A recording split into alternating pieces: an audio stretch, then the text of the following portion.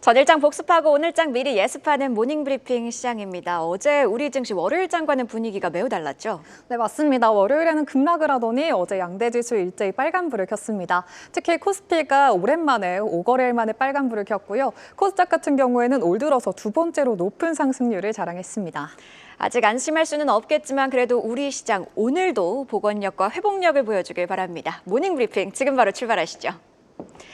하루 만에 시장 분위기는 180도 달랐습니다. 10일 화요일이었던 어제 시장을 관통한 한마디, 그제는 울었고 어제는 웃었던입니다. 정치적 불확실성에 양대지수 모두 연중 최저를 찍었던 월요일장과는 달리 어제는 상장 종목 약 90%가량이 상승을 했고요. 코스피는 2,400선을 탈환했습니다. 코스닥은 월요일장 하락했던 것보다 반등폭이 더 컸는데요. 개인들의 국내 증시 이탈은 계속됐지만 그래도 반대 매매에 대한 공포는 다소 사그라들었던 하루. 자세한 수치 먼저 짚어보시죠. 네, 비상계엄 사태 단숨에 2,500선에서 2,300선대로 밀렸던 우리 시장은 어제 드디어 상승불을 켜내며 코스피가 5거래일 만에 상승 마감했습니다. 코스피가 2.43% 오르며 2,417.84포인트로 거래를 마친 가운데 코스닥은 올해 들어서 두 번째로 가장 큰 상승률을 기록했습니다. 무려 5.52% 급등세를 보이며 661선 위로 올라섰습니다. 선물지수까지 2%대 상승하면서 다행스러운 모습이었는데요. 수급 상황도 들여다보시면 어제 기관 홀로 코스피를 순매수한 가운데 코스닥은 외국인과 기관이 동반 순매수에 나섰습니다. 외국인이 코스닥 현물을 3천억 원 가까이, 기관은 1,000억 원 넘게 담아내며 지수 상승 이끌었습니다. 섹터별 흐름도 함께 체크해 보시죠. 먼저 우크라이나 재건주가 강했습니다. 어제 섹터 안에서 있는 37개 종목들이 모두 주가를 키웠고요. 테마 자체의 상승률이 무려 11%대로 두 자릿수대 상승률 기록했습니다. 어제 뉴욕포스트와의 전화 인터뷰에서 도널드 트럼프 미국 대통령 당선인은 젤렌스키 우크라이나 대통령이 평화를 원하고 있다고 언급을 내놨습니다. 푸틴 러시아 대통령도 이제 전쟁을 끝낼 때가 됐다고 생각할 거고 트럼프 자신도 전쟁 종식을 위한 방법을 구상 중이라고 밝혔는데요. 이 소식에 우크라이나 재건 테마주들이 급등세를 보였고 일부 종목들은 상한가를 터치한 가운데 SG가 23%, SY 스틸텍도 21%대 상승을 켰습니다. 다음으로 영상 콘텐츠주 섹터가 급등세를 보였습니다. 오는 26일 공개 예정인 넷플릭스의 드라마 오징어 게임 시즌2가 내년 1월에 열리는 미국 골든글로벌 시상식 최우수 TV 드라마상 후보로 지명됐다는 소식이 들려왔습니다. 현지 매체들은 아직 방영 전인 작품이 이 시상식 후보에 지명된 건 이례적인 일이라고 해석을 했는데요. 이 소식에 향후 기대감이 커지자 많은 종목들이 두 자릿수대 올라섰고요. 그중에서도 배우 이정재 관련주로 알려진 종목들, 그리고 영상 특수효과 전문 기업인 덱스터와 위즈윅 스튜디오 도 시즌1의 음향과 시각효과 작업에 참여했던 이력이 부각되면서 20%대 오름세를 보였습니다. 이어서 자동차 대표주들도 견조했습니다. 어제 하나증권은 현대차와 기아차가 저평가됐다는 분석을 제기하는 내용의 보고서를 발행했는데요. 배당 매력을 감안하면 주가가 과하게 하락했다고 지적했고요. 올해 1월부터 11월까지 현대차와 기아의 미국 판매 비중이 23%를 넘겼다는 소식도 전해졌습니다. 올해 약 170만 대로 역대 최고치를 경신할 것으로 전망되자 투자 심리 자극됐고요. 현대차와 기아 모두 4%대 상승 랠리 펼쳤습니다.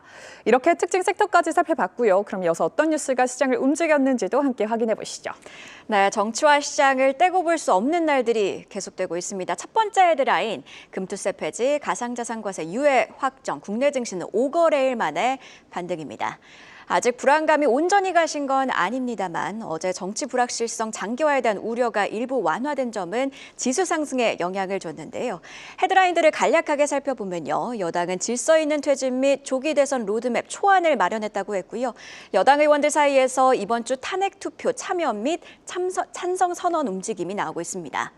이외에도 어제 장중 여당은 금투세 폐지 약속을 다시 한 번 더 강조했고요. 바클레이즈는 예산안 지연 자체가 리스크라고 보기도 했는데 감액 예산안이긴 하나 일단 예산안이 상정될 거란 뉴스 자체도 일부 안도감으로 작용을 했습니다. 5거래일 만에 반등한 우리 증시, 사실 어제는 전일장 낙폭이 과대했다는 인식이 반등의 주 요인이었는데요. 주가 순자산 비율, 즉 PBR은 9일 기준 0.83배까지 하락했고요. 빠질 만큼 빠졌다는 판단 속 되돌림이 나타났던 겁니다. 여기에 정치적 불안도 일부 완화되니 지수는 강한 상승세를 장 막판까지 유지할 수 있었던 건데요. 수급적으로 보면 크게 두 가지 특징이 포착됐습니다. 아직 개인 투심이 온전히 돌아오지는 못했습니다. 그래도 외국인 수급은 긍정적이었는데요.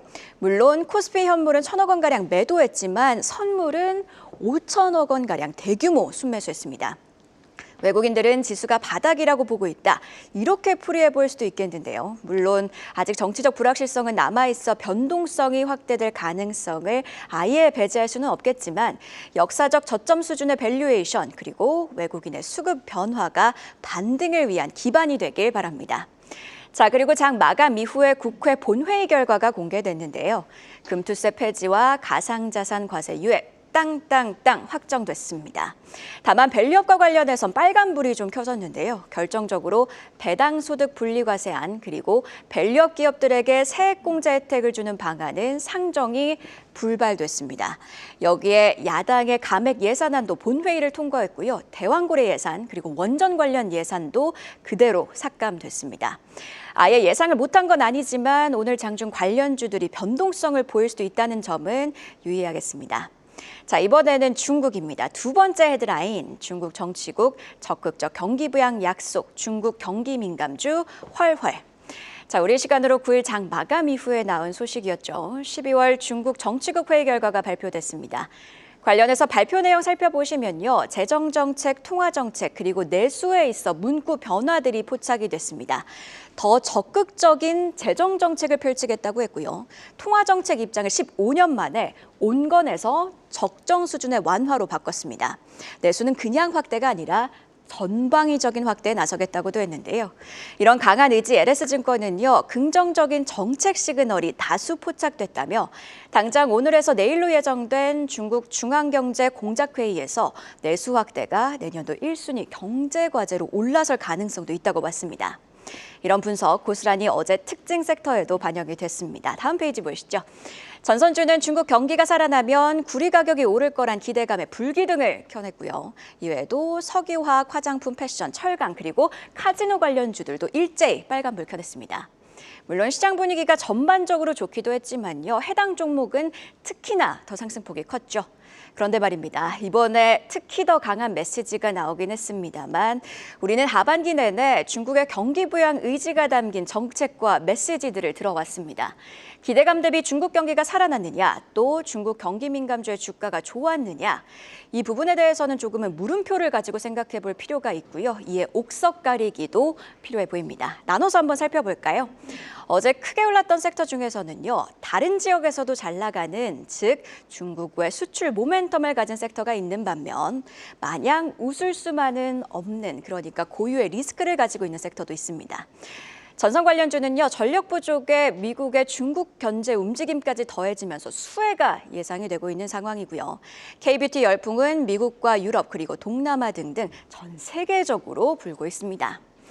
한편 철강은요. 고환율의 원가 부담이 커졌고 회복을 위해선 결국 중국 부동산이 살아나야 하는데 지금까지 나온 정책들은 부양보다는 재고 소진과 공급 제한, 즉 균형을 맞추는 쪽에 치우쳐져 있어 실질적인 수혜를 기대하기는 어렵습니다. 석유화학은요. 장기 불황을 벗어나기 위해선 구조조정이 필요한데 정부가 추진하는 구조조정과 지원이 전국 불안으로 미뤄질 가능성들도 제기되고 있습니다. 이렇게 냉철하게 옥석을 가려봤습니다. 그래도 철강과 석유화학도요. 얼른 부진의 늪에서 벗어나길 진심으로 바랍니다. 이어서 어제 장 마감 이후에 나온 공시와 일정 함께 확인해 보시죠. 네, 어제 장 마감 이후에 나온 공시부터 체크를 해보겠습니다. 우선 KB금민은행은 어제 147억 원 규모의 금융사고가 발생했다고 공시했습니다. 공시에 따르면 내부 직원의 업무상 배임으로 집합 상과와 관련된 대출 사고가 일어난 걸로 나타났고요. 이에 대해 국민은행은 실효성 있는 내부 통제에 나서겠다고 밝혔습니다. 최근 외국인들이 매도 폭탄을 던지는 가운데 오늘은 이 재료를 어떻게 해석할지 주목해 보시죠. 그리고 STS엔진은 어제 카타르 가스 운송회사 그리고 그리고 영국의 운송회사로부터 813억 원 규모의 선박 엔진 유지 보수 계약을 체결했다고 공시했습니다. 계약 금액은 최근 매출의 12.91%에 해당하는데요. 이 소식의 주가는 시간 외에서 2.66% 상승 마감했습니다. 계엄 사태에도 외국인들이 조선주 물량을 담아내고 있는 가운데 연말 흐름은 어떨지 기대해보고요. 한편 응용자석 제품을 만드는 노바텍은 주가 안정과 주주 가치 제고를 목적으로 107억 원 규모의 보통주 100만 주를 장내 매수 방식으로 취득하겠다고 공시를 했습니다. 자기 주식 취득 결정이 시장에서 긍정적으로 해석되자 주가는 시간 외에서 상한가 터치했습니다. 오늘의 주요 일정도 확인해 보겠습니다. 먼저 더불어민주당은 오늘 임시국회를 열고 탄핵을 재추진할 방침입니다. 7일 1차 표결 당시 탄핵안이 부결되면 될 때까지 시도하겠다는 뜻을 밝히기도 했는데요.